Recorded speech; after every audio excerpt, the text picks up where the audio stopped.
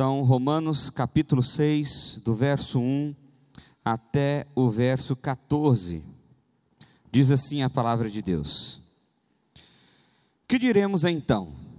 Continuaremos pecando para que a graça aumente? De maneira nenhuma.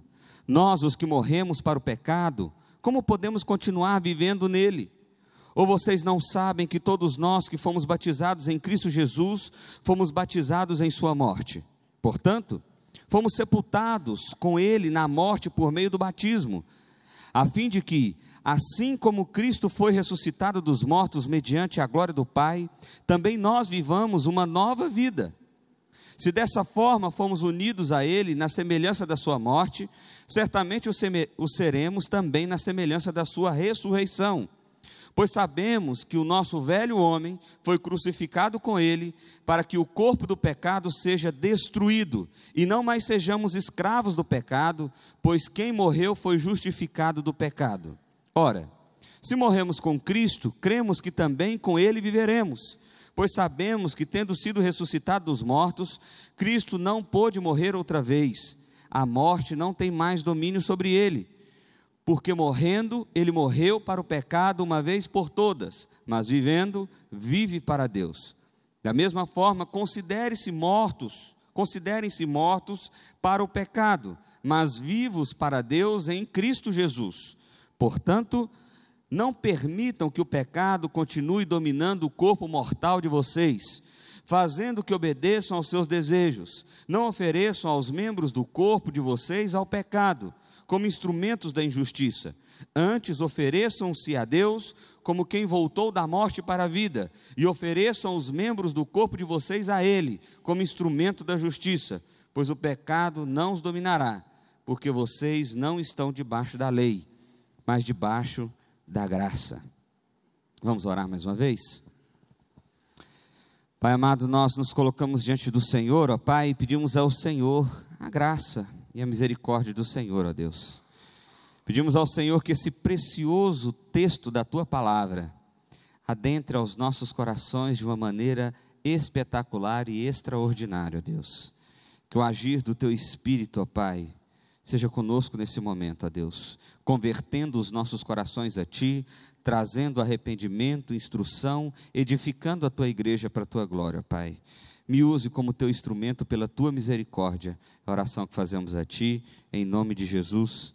Amém. Nós temos pensado nesse texto de Paulo aos Romanos, e nós vimos que Paulo escreve essa carta com alguns objetivos, entre eles anunciar as verdadeiras doutrinas do Evangelho, e as principais dela. Por isso a carta de Paulo aos Romanos é tida como a carta mais doutrinária do Novo Testamento e obviamente da Bíblia. É onde a gente mais aprende sobre a doutrina mesmo. É um texto denso, é um texto complexo, é um texto difícil. Mas, pela graça de Deus, esse também é um texto muito rico, muito precioso, e que é aplicado demais às nossas vidas e aos nossos corações. Paulo escreve essa carta então a esse pessoal que está lá em Roma, que ele não conhece, ele está fora de Roma, e escreve essa igreja para essa galera. Nós já vimos aqui que essa carta até agora foi dividida em 3 partes. A primeira parte, Paulo fala sobre por que Deus está irado com o homem e por que o homem merece a condenação de Deus. A gente viu isso no capítulo 1, capítulo 2 e até metade do capítulo 3. E a partir da metade do capítulo 3, nós vimos que a única forma de justificação, de redenção, de salvação que existe é a graça de Cristo Jesus sendo aplicada a nós. E a gente viu isso na metade do capítulo 3, na segunda metade, capítulo 4 e capítulo 5. E agora, no capítulo 6, nós iniciamos com Paulo falando sobre a vida em santificação. Nós veremos esse tema maior no capítulo 6, 7 e 8, quando encerraremos essa série de exposição. Bom, o que Paulo está ensinando aqui para nós de tão precioso, de tão espetacular? Eu quero fazer um desafio para você. Leia essa carta de Paulo aos Romanos, pelo menos até o capítulo 6, que nós já estamos meditando aqui.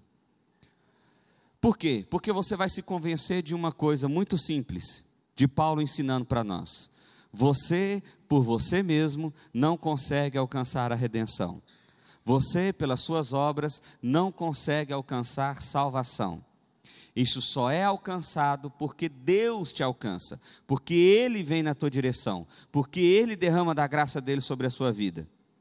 E aí, o que acontece então? A partir do capítulo 6, agora a gente vê uma coisa muito legal.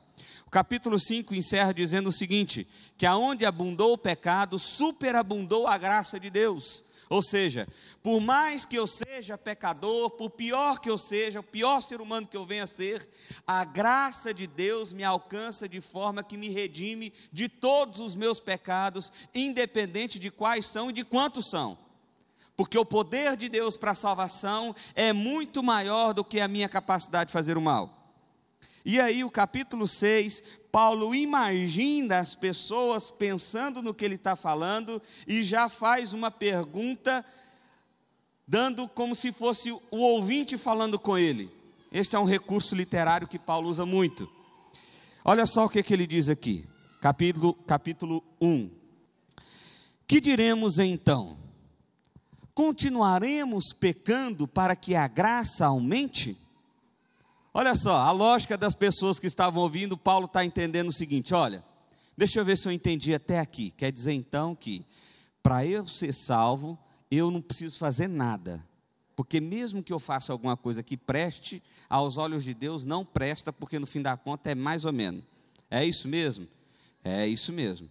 Então quer dizer que o pior ser humano que eu possa ser, por mais que eu possa pecar, a graça de Deus supera todo esse pecado, é isso mesmo? É isso mesmo. Ah, então peraí, então quer dizer que quanto mais eu pecar, mais graça de Deus vai ter. Então o que eu vou fazer? Vou enfiar a cara no pecado. É isso então que você está mandando fazer, Paulo? Não, não é isso não, ô cara pálida. Não é isso que eu estou fazendo não. Olha só, Paulo está imaginando o pessoal perguntando isso. Que diremos então? Continuaremos pecando para que a graça aumente? Para que a manifestação do poder de Deus seja ainda mais gloriosa? De maneira nenhuma. E essa expressão de maneira nenhuma é muito legal, porque no grego original é uma expressão forte, de negativa dupla. É como se alguém dissesse assim, você está louco? Não! É claro que não, de forma alguma, em hipótese nenhuma. É uma expressão bem forte que Paulo usa aqui para dizer, não, o caminho não é esse. O caminho não é, realmente a salvação é pela graça, realmente as suas obras não te salvam, mas espera lá, não significa agora que você pode enfiar o pé no atoleiro e fazer do jeito que você quiser, que é um argumento que eu ouço bastante. Quando a gente fala assim, a salvação é pela graça. Ah, pastor, então, tanto faz então, ué. Quer dizer que é Deus que me salva? É. Ah, então eu não posso fazer nada? Não. Ah, então eu vou enfiar o pé na jaca mesmo, porque já que é Ele mesmo e eu não tenho nada para fazer nesse negócio. Não, meu amigo, não é assim não. Não é assim não. Olha lá. Olha o que Paulo nos ensina aqui. De maneira nenhuma. Não é essa a estratégia, não é esse o caminho, não é esse o gabarito da prova. Nós, os que morremos para o pecado, como podemos continuar vivendo nele? Deixa eu dar um exemplo aqui bem simples da nossa cultura. Imagine um time, pode ser de futebol, de basquete, de vôlei, de qualquer coisa que você goste. Imagine um time. Tem um time que é muito bom, show de bola, excepcional, excelente, que não é brasileiro. Um time que é muito bom. E tem um time que é muito ruim. É tipo assim, como é que é aquele o pior do mundo lá? Esqueci o nome daquele trem. Ibis, tipo Ibis assim. Ibis eu vi esses dias, a torcida estava fazendo protesto porque eles ganharam 2 jogos seguidos. O povo é doido. Bom, vamos supor que você é do Ibis. E tem um timaço lá, timaço. E você é do Ibis. Qual que é a sua chance de ser contratado para ser jogado nesse time? Nenhuma. Absolutamente nenhuma. Tem chance nenhuma, zero. Ninguém nem vai te ver. Nenhuma. O que acontece é que Deus vem. Esse cenário está muito bobo. Deixa eu tentar um cenário mais drástico. Você faz parte do time do inferno. Agora ficou bom, não ficou? Você faz parte do time do inferno. Seu treinador é Satanás. Isso é titular do time. Está piorando, né? Você está lá, você faz parte desse time. E aqui tem o time de Deus. O treinador é Jesus. Está tudo certo ali.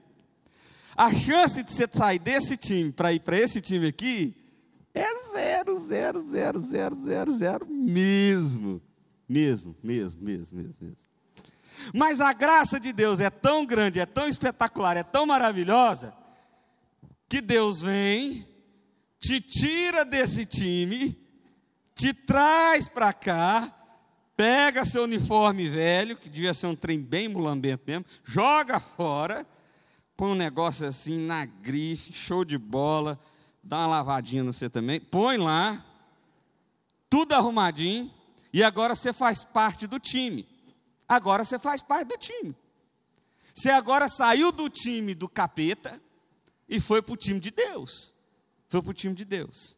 E a pergunta de Paulo é o seguinte: como que eu, pertencendo ao time de Deus, jogo no time do capeta?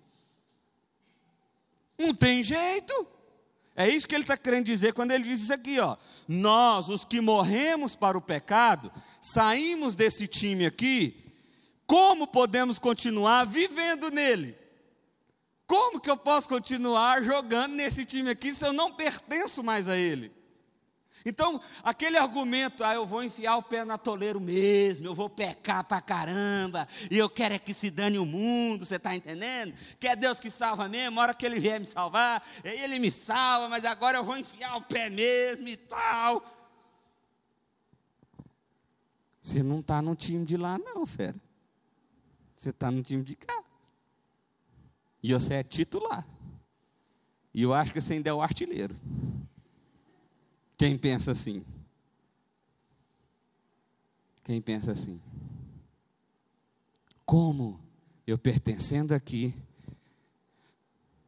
eu pertencendo aqui, vou jogar aqui? Não tem jeito. É a lógica de Paulo. Olha o verso 3. Ou vocês não sabem que todos nós que fomos batizados em Cristo Jesus, fomos batizados em sua morte? Quando que eu troquei de time? Quando que foi me dado um novo uniforme? Quando que eu saí dessa condição para essa? Quando que isso se tornou visível para mim? No batismo. Por isso que a gente batiza. O batismo não salva ninguém. Ele não salva. Mas é esse símbolo externo de que agora eu não pertenço mais a esse lugar e eu pertenço a esse lugar. É isso. É simples assim. Vocês não estão sabendo disso? Paulo está dizendo aqui.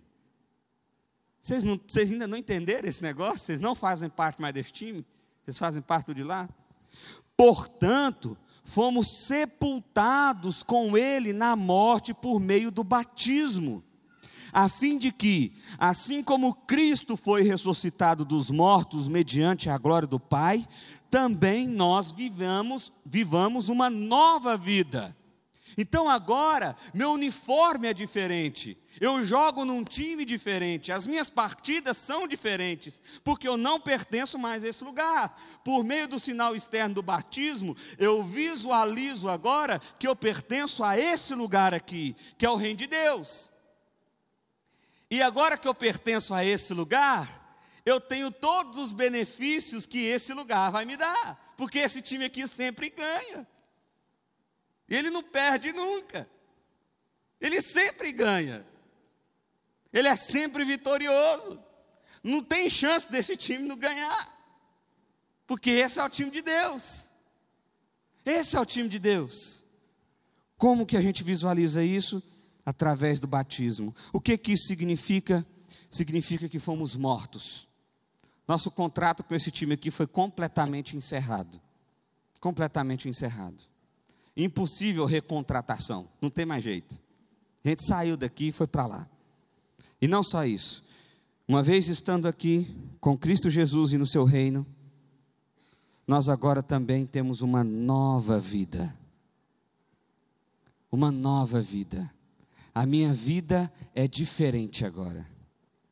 A minha vida é diferente. A minha vida é diferente. Meu uniforme é diferente. Meu time é diferente. O lugar que eu jogo é diferente. Aí a pergunta volta: continuaremos pecando para que a graça aumente? Paulo, de maneira nenhuma. Até porque não é possível. Não tem jeito. Não dá. Porque se você continua pecando, não há graça de Deus que está aumentando, não. É você que é artilheiro do time de lá. Se dessa forma somos unidos a Ele na semelhança da sua morte, certamente o seremos também na semelhança da sua ressurreição. Se morremos com Cristo, viveremos com Ele. Se experimentamos a sepultura por meio de Cristo Jesus, matamos o velho homem que nós somos, matamos aquela pessoa horrível que jogava no time do capeta, agora não, agora nós somos um novo homem, uma nova pessoa que age diferente e que agora vive para a glória de Deus e experimenta a ressurreição de Cristo Jesus. É isso. Esse é o Evangelho, essa é a boa notícia, é isso que é o resumo da palavra de Deus, de que agora não vamos mais para o inferno, mas vamos para o céu, e de que quem fez isso foi Cristo, não foi nós, mas que agora, uma vez que eu estou aqui, eu jogo nesse time de cá. Hendricks, comentando esse texto, ele diz assim: a própria sugestão de que os fins justificam os meios, de que a graça pode ser produzida pelo viver em pecado, é algo tão totalmente odioso a Paulo, que ele a responde fazendo uso de um recurso caracteristicamente seu, uma forma de rejeição abrupta, de modo nenhum. Ou seja, não existe possibilidade, não tem como. Esse negócio, eu sou crente, eu agora sou de Jesus, eu agora entendi a salvação, eu entendi a redenção, eu entendi quem eu sou, mas eu continuo pecando. Não largo meu pecado. Eu não jogo fora meu uniforme. Eu continuo jogando nas peladas lá, junto com os capetas de vez em quando. Eu vou lá de vez em quando. Os dias do jogo não coincidem, então nós vamos lá. Lá é na terça, aqui é no domingo. Tipo assim. Não dá, meu irmão, não tem jeito. Não tem jeito. É impossível ser assim. Uai, pastor, mas deixa eu ver se eu entendi aqui então, para a gente ficar bem claro na minha mente. Se eu estou pecando, se eu estou gostando, se eu não largo meu pecado, e eu venho na igreja, já tem uns 5 anos, sei lá, 10, 20, 35, eu sou crente ou eu não sou? O que você acha? Eu acho que você acha que é. Mas se você olhar no espelho, você vai ver que seu uniforme não é o certo, não. Porque não dá, meu irmão. Aqueles que entendem a salvação em Cristo Jesus, o pecado passa a ser alguma coisa nojenta, odiosa. Não estou dizendo que a gente não peca, não. A gente peca. A gente vai ver aqui mais um pouco para frente que a gente peca. A gente peca. Mas sabe aquele pecado que a gente peca, aí a gente acha ruim, nojento, nossa, como é que eu fiz esse trem? Aí passa um mês, não, fiz de novo. Passa um mês, não, fiz de novo. Passa um mês, fiz de novo. Ah, tomar banho, senhor. Não é assim que a gente vai fazer? Para de conversa fiada. Essa carinha de nojo aí, você está gostando do trem, ué. Não tem arrependimento no seu coração, não. Não tem arrependimento. A principal característica de um cristão para um não cristão é arrependimento. Verdadeiro, genuíno. Converter o coração, meu irmão, é você ter o coração quebrantado por Cristo Jesus e convergir a direção da sua caminhada em direção a Ele. Então, se eu só arrependo e não vou converger a minha direção em relação a Jesus, convergir, eu continuo aqui. Então não é arrependimento de verdade, é um negócio assim que incomoda, tal, você até chora, tal, mas está lá, tranquilo. Você continua trilhando o mesmo caminho, dando os mesmos passos. dando os mesmos passos. O texto continua, verso 6. Se sabemos que o nosso velho homem foi crucificado com ele, para que o corpo do pecado seja destruído, e não mais sejamos escravos do pecado, pois quem morreu foi justificado do pecado. Olha só, no verso 3 ele diz de alguém: vocês não estão sabendo que vocês não pertencem mais àquele time ali? Essa é a ideia. Vocês não estão sabendo que vocês morreram para o pecado? E agora ele está dizendo, mais uma vez, trazendo à tona esse verbo, essa ideia de saber. Vocês não sabem, porque nós sabemos. O velho homem, ele morreu na cruz, em Cristo Jesus. Quando eu entendi a salvação, quando eu entendi a obra de Cristo, quando eu entendi a grandeza do amor do Pai ao meu favor, isso faz com que eu mude por dentro, que eu quebrante o meu coração, que eu deixe de ser orgulhoso, que eu deixe de ser avarento, que eu deixe de ser grosso, sei lá. Isso muda quem você é, meu irmão. Que eu deixe de ser murrinha. Murrinhagem é pecado também, viu? Quando o velho homem morre, velhas práticas morrem. Velhas práticas morrem. Velhas práticas morrem. Quando o velho homem morre, velhas práticas morrem. Não dá para você dizer, eu sou um novo homem. Quer ver um negócio que acontece na vida do homem? Às vezes também na vida, com certeza na vida da mulher também, mas do homem talvez seja mais marcante, por enquanto eu acho. Quando o homem casa. Quando o homem casa, as amizades mudam. O ritmo de vida muda, a rotina muda, as brincadeiras mudam. Não dá mais para você ficar com as mesmas amizades que você tinha quando solteiro. Não dá mais para você ter o mesmo papo. Alguns até dá, mas eu falo assim, a maioria não dá. Você vai se relacionando com pessoas que têm o mesmo ritmo de vida que você. Você vai se relacionando com novos casais. Ou seja, tem uma mudança de vida, tem uma guinada na direção aí. É um exemplo muito bobo que eu estou dando para mostrar o seguinte: quando o velho homem morre, morre por causa da obra de Cristo Jesus, não é por causa da sua obra, é por causa do que Cristo fez. Isso atinge você e faz nascer uma nova criatura, um novo ser, um novo homem, com novas atitudes que refletem a Cristo. Que refletem a Cristo, porque vocês foram justificados, diz Paulo. Verso 8, ora, se morremos com Cristo, cremos também que com Ele viveremos, óbvio. Óbvio, já falei aqui várias vezes, quando Jesus voltar vai ser um trem dos mais legais. Para quem estiver no time de cá. Porque quem estiver no time de lá vai ser desespero.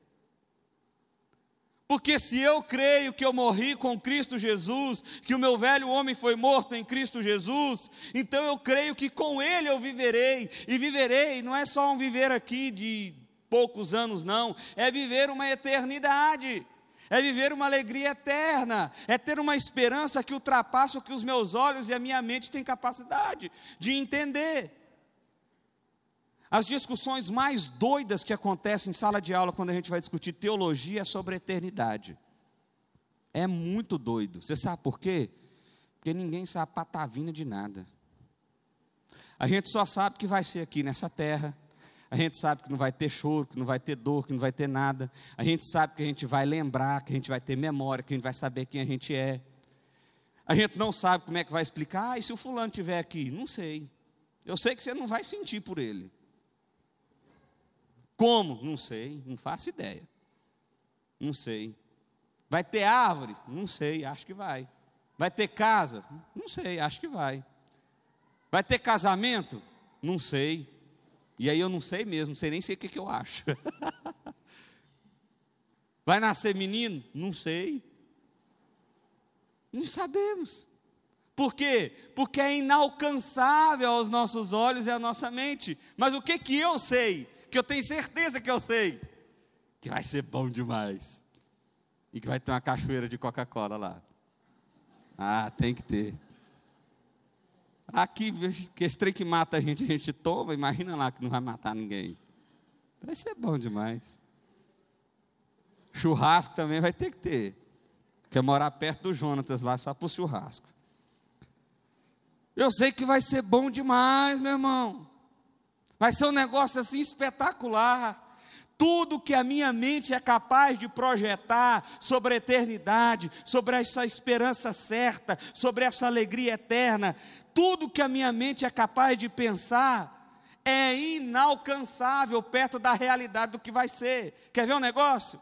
Quando a palavra de Deus lá diz, lá em Apocalipse 21, que as ruas serão de ouros, rubis, não sei o que, aquela coisa toda, aquilo não é literal. É só para mostrar que ouro vai ser tão porcaria lá que vai ser rua. É só para mostrar isso. A gente fica se matando por causa de ouro, pedrinha preciosa, aquele negócio todo. Lá isso vai ser tão normal, tão comum, tão abastado, que a gente não vai nem ficar brigando por causa desse negócio. A gente vai fazer calçada disso.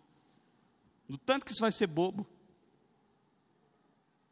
Para a gente entender como vai ser maravilhosa a eternidade. E é essa a esperança que eu tenho.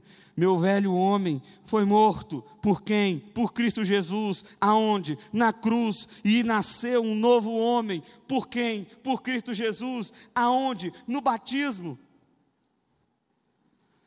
Porque morrendo, ele morreu para o pecado de uma vez por todas. Verso 9, vou repetir mais uma vez. Pois sabemos que, tendo sido ressuscitado dos mortos, Cristo não pôde morrer outra vez. A morte não tem mais domínio sobre ele, porque morrendo, ele morreu o pecado uma vez por todas, mas vivendo, vive para Deus. A ideia aqui é o seguinte: a obra de Cristo é completa, ela é absoluta. Ela é completa, ela é absoluta. Quando Cristo morreu, morreu por todos os pecados e por todos de uma só vez, e a morte agora já não tem poder mais sobre mim e sobre você. Isso me faz lembrar de uma história, acho que eu já contei isso aqui. Certa feita eu fiz parte de uma igreja, eu era moleque também, e tinha o costume de ter apelo quase todos os domingos. Era uma igreja grande. E todo domingo ia uma galera lá, de uns 20, 30. E eu comecei a perceber que tinha uns 10 que era mesmo dele, ia todo domingo. E era sempre um apelo de conversão. E eu ficava com aquele trem na cabeça, falei, gente, como é que pode? Todo domingo converter? Tem um trem errado aí, não tem cabimento, não dá para converter todo domingo. E é isso aqui que Paulo está dizendo. Não dá para converter todo domingo. Por quê? Porque a gente morre uma vez só. É só uma vez que o velho homem morre. É só uma vez. Não dá para eu converter todo domingo. Eu converto só uma vez. Porque a percepção de morte do velho homem acontece uma vez só. O nascimento de um novo homem acontece de uma vez só. Assim como aconteceu com Cristo. Morreu uma vez só. Em Hebreus 6... o autor de Hebreus vai dizer que aqueles que participam da graça e etc e tal, mas caem da fé, não é possível eles se arrependerem novamente. Uai, como assim? Não é possível? Aí o autor diz assim de Hebreus, é porque não tem como Cristo morrer uma vez mais. Não dá para Cristo morrer de novo. O que o autor de Hebreus está dizendo? Que esse nunca converteu de verdade. Porque Cristo, quando nos alcança, alcança de uma vez só, de uma vez por todas, de uma vez por todas, porque ele morreu, porque morrendo ele morreu para o pecado uma vez por todas, mas vivendo vive para Deus. E esse é o meu e o seu exemplo. Esse é o meu e o seu exemplo. O velho homem morre uma vez só. Ele não morre 2, não morre 3, não morre 4, não morre 5. Pastor, mas no meu caso já morreu umas 3 vezes. Tem certeza disso? Meu irmão, eu posso te dizer o seguinte: se morreu, o verdadeiro foi o último. Se morreu, o verdadeiro foi o último. Da mesma forma, considerem-se mortos para o pecado, mas vivos para Deus em Cristo Jesus. Essa palavra considere-se aqui tem uma curiosidade muito legal sobre ela.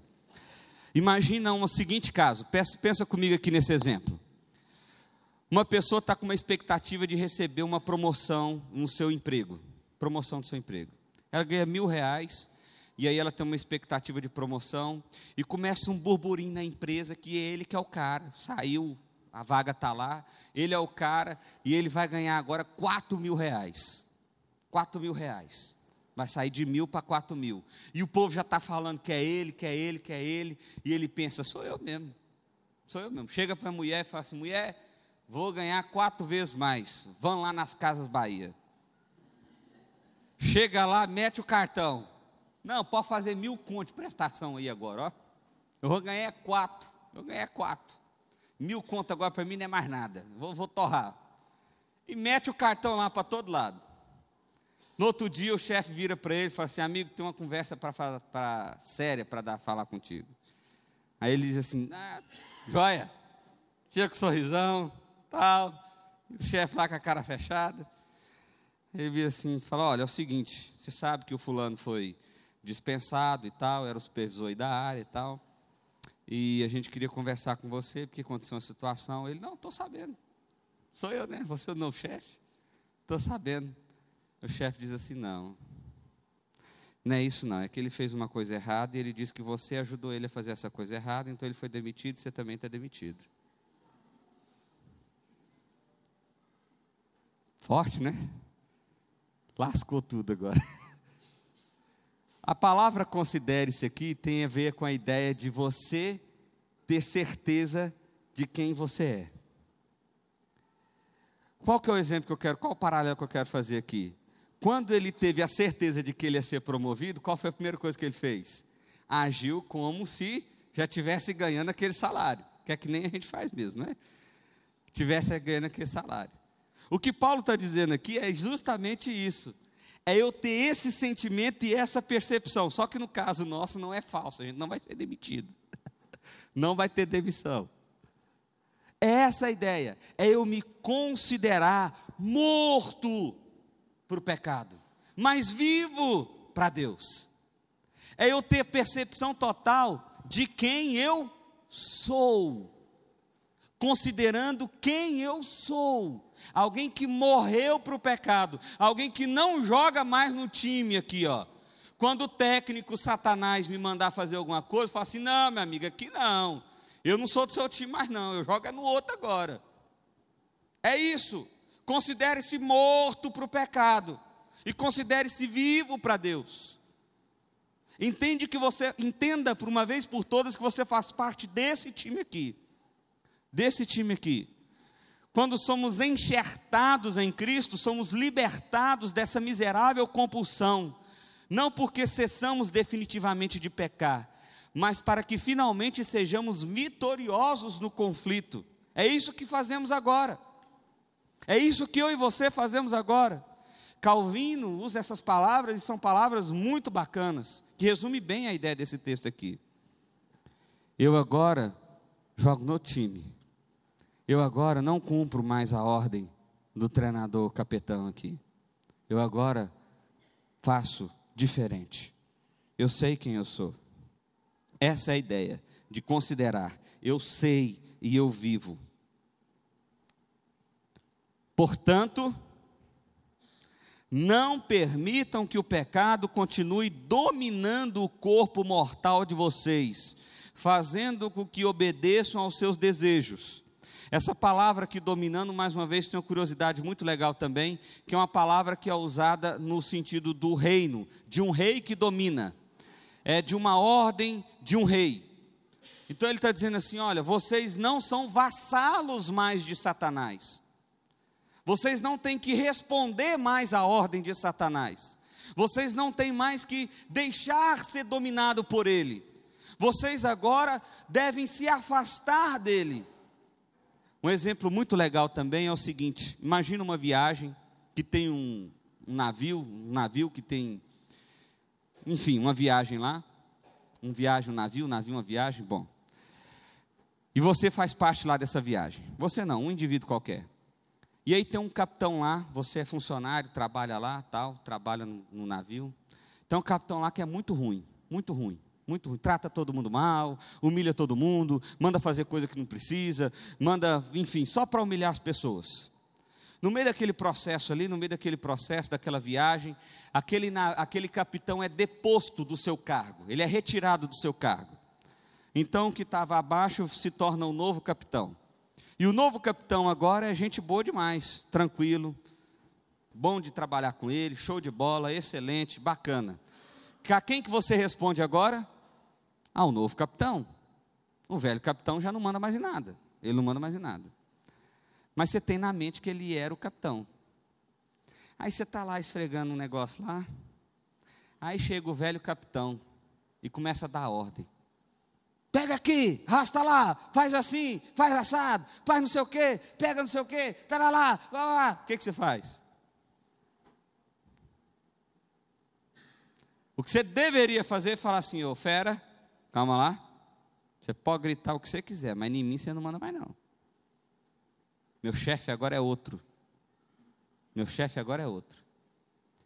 É esse o exemplo que Paulo está querendo trazer aqui para nós, em relação a Cristo Jesus e a Satanás. É isso. Todos nós éramos filhos das trevas. Todos nós. Todos nós. Mas agora nós não somos mais. Nós agora somos filhos da luz. Nosso chefe agora é Deus. Nosso Salvador é Cristo Jesus. É Ele quem nos dá as ordens, é Ele que aponta o caminho, é Ele que instrui, é Ele que edifica, é Ele que faz, é Ele que acontece. Mas sabe qual que é o problema? O problema é que o chefe é antigo, o chefe velho, a gente continua dando ouvido para ele. E aí o chefe antigo fala assim: olha, não vira aqui não, vira ali. Não faz isso não, faz aquilo ali. Não abre esse site não, abre aquele ali. Não exclui essa conversa não, exclui aquela ali. Não liga para esse aqui não, liga para aquele ali. E você começa a dar ouvido para o chefe velho. Você começa a dar ouvido para o chefe antigo. Você começa a ouvir o que ele está dizendo. Ele não manda mais na sua vida, mas você vai permitindo que ele vai dominando o seu coração. Que ele vai dominando o seu coração. Quer ver um negócio? Fique amargurado com a pessoa que te tratou mal. Fique amargurado com essa pessoa. Odeie essa pessoa até o fundo da sua alma. Comece a projetar na sua mente como matar essa pessoa. Comece a projetar na sua mente como fazer essa pessoa sofrer.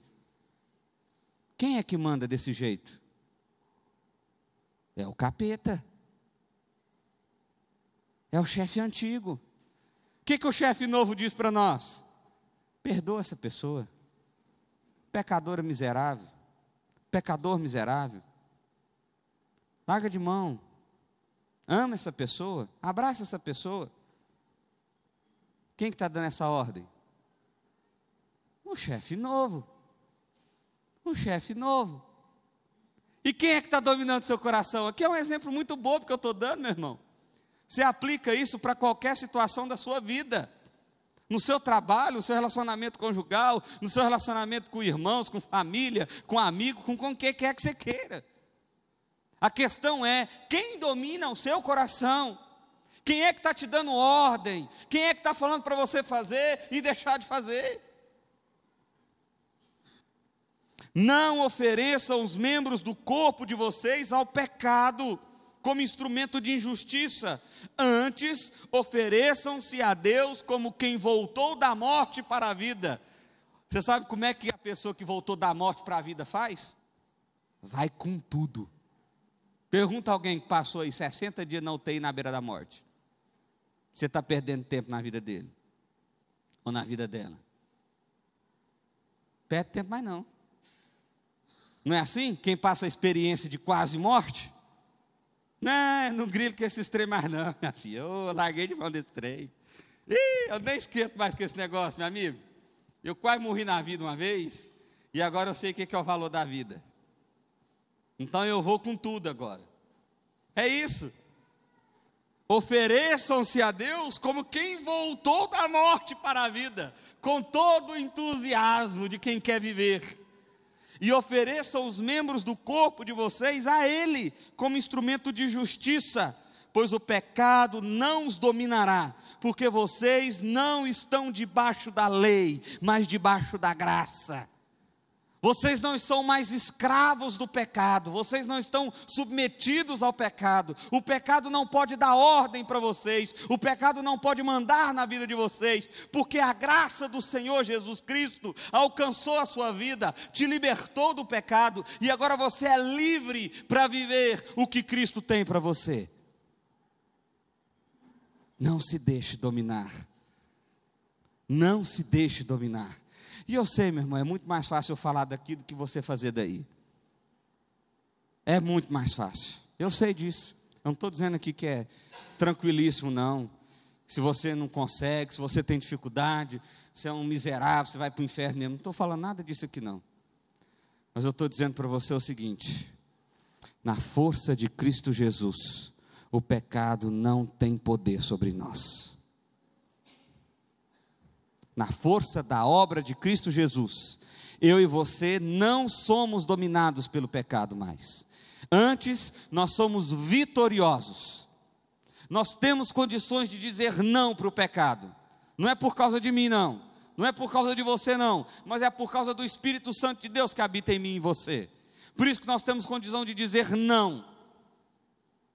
E é isso que eu e você precisamos fazer. Porque estamos debaixo da graça do Senhor Jesus. Estamos debaixo da graça do Senhor Jesus. O apóstolo nos convida a nos dedicarmos totalmente a Deus, de modo a podermos refrear nossos corações e mentes da vanguera. Que é isso, meu Deus do céu? Vaguearem, tá certo. Vaguearem por onde as luxúrias da carne queiram conduzir-nos. Esse é o convite de Paulo para nós. Esse é o convite de Paulo para nós, para que eu e você possamos deixar de dar ouvidos para Satanás e passamos a dar ouvidos totalmente ao Senhor, para que a gente deixe de fazer o que Ele manda e passe a fazer o que Deus manda. Então aquele papo, vou enfiar o pé no pecado, quem que está mandando você fazer isso? É o chifrudo mesmo. Não sei nem se ele é chifrudo, não é nada. Mas é ele mesmo. É o capeta mesmo. E você está ouvindo. Concluindo. Nós morremos para o pecado de forma que ele não tem mais domínio sobre as nossas vidas. Eu não tenho mais relacionamento com o pecado, eu não tenho mais contrato com o pecado, eu não tenho mais pacto com o pecado, eu não tenho mais nada com o pecado, porque Cristo Jesus me libertou do pecado. Então eu não posso deixar ser dominado por ele mais. O crente não pode viver pecando, pois agora ele vive em Cristo e para a glória de Deus. Um crente não dá para ficar, eu estou pecando, eu estou pecando, eu estou pecando, eu estou pecando, eu chorei, eu estou pecando, eu estou pecando, eu estou pecando, eu estou pecando. Não tem esse negócio. Você não é crente. Você não é crente, você precisa converter seu coração. Você não está arrependendo de pecado, coisa nenhuma. Estou sim, pastor, você não sabe quanto eu choro um balde, não interessa, pode chorar até 2. Se você não abandona o seu pecado, se o pecado não tem peso para o seu coração ao ponto de você dizer não, Cristo Jesus ainda não habita no seu coração. É pesado, eu sei que é pesado dizer isso, mas é o que a Bíblia diz. É o que a Bíblia diz. Somos vitoriosos através da obra de Cristo Jesus, de modo que a morte não mais tem poder sobre nós. Cara, você sabe o que é você morrer? E isso não significar sofrimento? A gente não consegue dimensionar isso, consegue? É difícil, né? Pensa numa pessoa boa, crente, um cara assim, show de bola. Você achava até que ele era Jesus. Morreu. Você chega no velório e fala assim, gente, mas que beleza, hein? Morreu. Olha que coisa boa. Não, eu queria tanto morrer para ver Jesus. Morreu dormindo, olha que maravilha. Você já viu alguém fazer isso? A gente não consegue dimensionar isso. Às vezes a gente até fala isso, mas fala assim, morreu. Oh meu Deus, você está feliz, você está feliz. Eu sei que está. Mas é um negócio mais de consolar a gente mesmo do que de ter percepção total do que aconteceu. Mas a verdade, meu irmão, é que a morte não tem poder sobre mim, sobre você mais. A morte não tem poder sobre mim, sobre você mais. Não tem mais. No dia que eu morrer aqui, eu vou abrir o olho, está lá Jesus. Imagina as cornetinhas, igual em filme. Vinícius. Nossa, isso é legal demais. Aqui do lado de Moisés. Pois não, você quer Isaac, quer Abraão? Eita, que vai ser show de bola. Você nem esse povo vai falar português, né? Que língua que não falar? Também não sei. Devemos nos considerar, ou seja, saber e viver como vivos em Cristo Jesus. Eu e você estamos vivos em Cristo Jesus. Nós não estamos mortos, nem no pecado, nem nada, mas nós estamos vivos e vivos eternamente. A nossa esperança ultrapassa a minha capacidade de ver, de pensar, de desejar, de criar, de qualquer coisa, do tão maravilhoso que é essa vida que eu tenho em Cristo Jesus. Não podemos nos oferecer mais ao pecado, mas antes devemos nos oferecer exclusivamente para Deus. Irmãos, eu quero concluir dizendo o seguinte: a maioria das dores que eu e você sentimos é ocasionada pelo pecado. Maioria, 99%.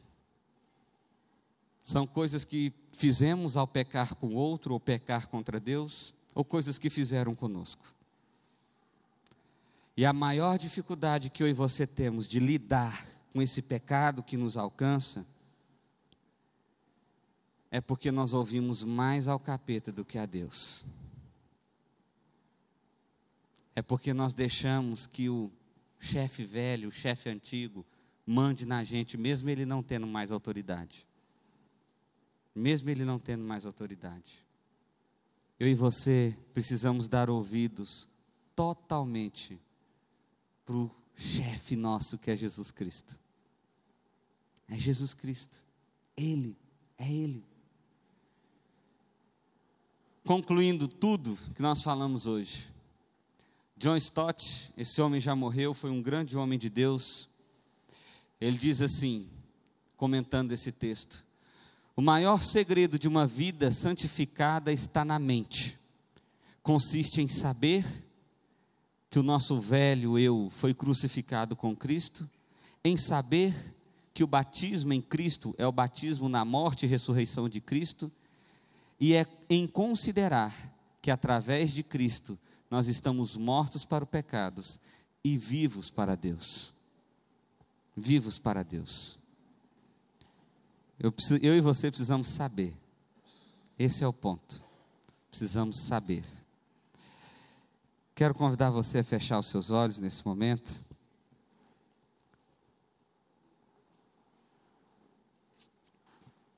Nossas crianças vão apresentar daqui a pouquinho aqui. Quero convidar você, feche seus olhos. Vamos orar. Pai, o Senhor é muito bom, Deus. Como o Senhor é bom. Como o Senhor é bom, Pai. O Senhor nos tirou do time que a gente jogava.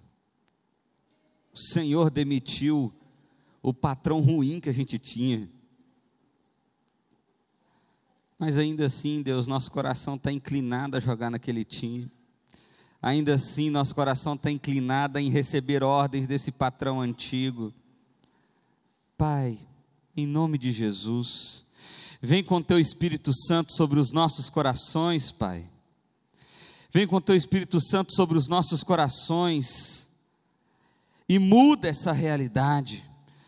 Nos traga percepção total da morte do velho homem, que foi crucificado com Cristo Jesus naquela cruz, onde os nossos pecados foram perdoados, onde a nossa sentença foi paga. Pai, em nome de Jesus, ó Deus, transforma a nossa percepção, a forma de nos relacionarmos com o outro, a forma de nos relacionarmos contigo. Pai, que em nome de Jesus, nossos ouvidos estejam atentos às tuas ordens, que o nosso corpo esteja pronto a obedecer aquilo que o Senhor nos manda fazer. Pai, que em nome de Jesus, ó Deus, possamos viver a realidade desse novo homem, salvo, redimido, livre da morte, livre da escravidão do pecado e livre de Satanás. Nos permita viver essa realidade de maneira intensa, real, sincera, Deus. Então, Espírito Santo, quebra o nosso coração aqui, Deus, em nome de Jesus. Quebra nosso coração aqui, em nome de Jesus, ó Deus. É a oração que fazemos a Ti, em nome de Cristo. Amém. Amém.